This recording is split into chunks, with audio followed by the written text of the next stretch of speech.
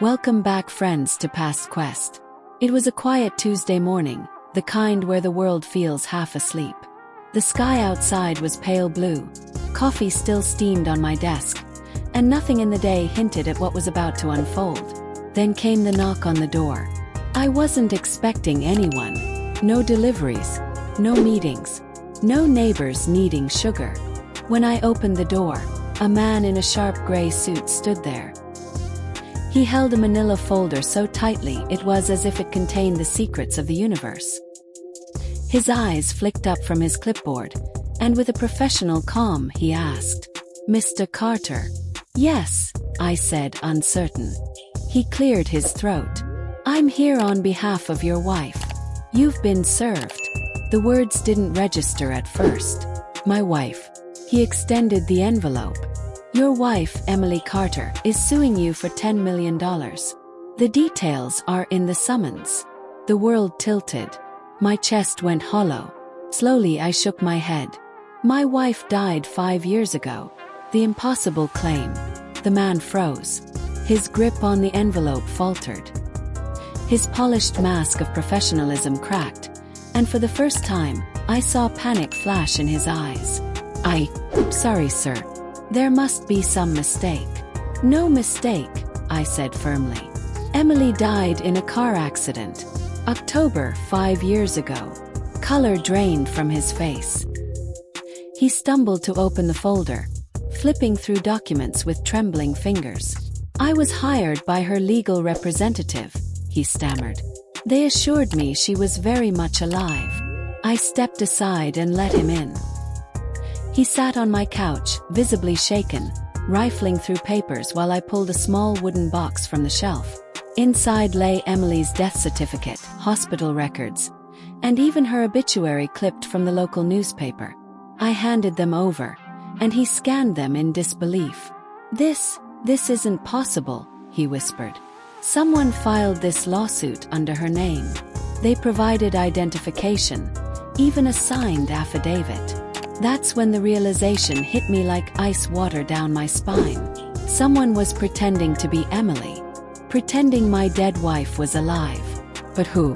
And why? Familiar voice. 2 days later, the answer came in the cruelest way. My phone rang from an unknown number. When I picked up, a woman's voice purred on the line, cheerful and smug. "Hello, darling." Surprised to hear my voice. It wasn't Emily, but it was someone who knew exactly how to sound like her. Her cadence, her warmth, even the subtle inflections only a family member would know. My stomach knotted. There was only one person who could mimic Emily that perfectly. "Vanessa," I hissed. Emily's sister. The shadow sister. Vanessa had always lived in Emily's shadow. Where Emily was kind, Vanessa was calculating.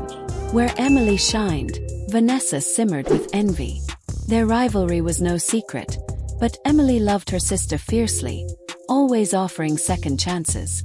I remembered the day of our wedding. Vanessa's toast should have been heartfelt, but instead she smirked and said, "If anything ever happens to Emily, don't worry, I'll be around." People laughed nervously. I thought it was a tasteless joke. Now it wasn't a joke at all. "Vanessa, what the hell is this?" I demanded. She laughed, a sharp, cruel sound. "Oh, Daniel, you don't really believe Emily left you everything, do you? Half that fortune should have been mine. I'm just reclaiming what's owed. By fraud." "She's dead, Vanessa." "Is she?" she said, voice dripping with mock innocence. "Because legally, there's a very interesting loophole. All I needed was a few signatures and some people who can't tell the difference between sisters." My skin crawled. She had assumed Emily's identity, forged documents, and filed a fabricated divorce to steal my assets. And worse, she had recruited corrupt officials to make it all look real. But she underestimated me. The investigation. The next morning, I called a trusted private investigator, a man who had worked with me years ago. Within a week, he returned with a thick file that blew Vanessa's scheme wide open. There was surveillance footage of her meeting shady fixers, phone recordings where she bragged about suing her dead sister's husband, bank records tracing suspicious payments. But the deeper he dug, the darker it got. Vanessa wasn't acting alone. She had help. A lawyer who knew Emily was dead but filed the lawsuit anyway. A notary who forged Emily's signature. Even a judge's assistant who accepted bribes to fast-track the case. It was an empire of lies. And Vanessa counted on two things. That grief had made me passive, and that bureaucracy would bury the truth. She miscalculated, turning the tables. Armed with the evidence, I filed a countersuit for fraud, identity theft, and conspiracy. Authorities raided Vanessa's home, where they found an entire room dedicated to her twisted plan. Walls plastered with fake IDs, timelines, inheritance charts, like something out of a crime drama. The trial was brutal and public. Vanessa entered the courtroom smiling, confident she could charm her way out. But when the judge read out the charges, her arrogance faltered. Her crimes made headlines across the state. The verdict came swift and harsh. 8 years in prison for Vanessa. Heavy fines and disbarments for her co-conspirators. The fraudulent lawsuit was not only dismissed but also documented as a case study in legal corruption. Aftermath and closure. The victory felt hollow at first.